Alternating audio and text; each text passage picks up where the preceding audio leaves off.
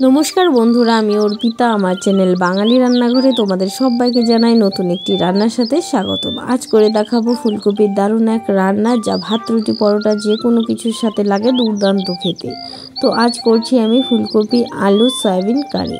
প্রথমেই ফুলকপিটা ভাপিয়ে নিয়েছি। এখন এর ফুলকপি একটু ভাপিয়ে রান্না করাই ভালো, কেননা যা পরিমাণে সার দেওয়া থাকে কিছুটা হলেও তো এখানে শেষ হয়, তাই না? তাই ফুলকপিটা একটু ভাপিয়ে নিলাম। এদিকে সয়াবিন কিছু জলে ভিজিয়ে রেখেছিলাম, সেটাও কিন্তু নুন হলুদ মাখিয়ে ভেজে নিয়েছি লালচে করে। তারপর কড়াতে আবারও তেল দিয়ে দিলাম ভাপিয়ে রাখা ফুলকপিটা তেলে দিয়ে কিন্তু এখানে নুন হলুদ দিয়ে হালকা আঁচে ফুলকপিটাও ভেজে নেব। সব কিছু ভেজে বুঝে রান্না করবেন, দেখবেন রান্নাটি খেতেই হয় দুর্দান্ত। তারপর ফুলকপিটাও দেখো আমার হালকা লালচে লালচে কালার চলে এসছে, তখন কিন্তু নামিয়ে নেব।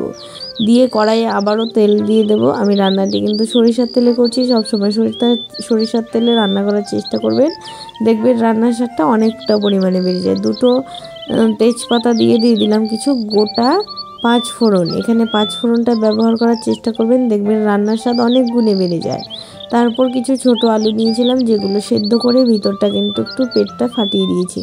তাহলে কিন্তু মশলাটা ঢুকে এখানে টেস্টটা অনেকটা বেড়ে যাবে। না হলে গোটা আলুর ভিতরে মশলা না ঢুকলে কিন্তু এতটা টেস্ট হবে না। তারপর আলুটাও কিন্তু একদম লালচে হয়ে ভাজা হয়ে যাওয়ার পর দিয়ে দিয়েছি এখানে মশলাতে দিয়েছিলাম জিরে ধনে আদা আর লঙ্কা, একদম বেসিক মশলা যা সবসময় আমরা ব্যবহার করে থাকি।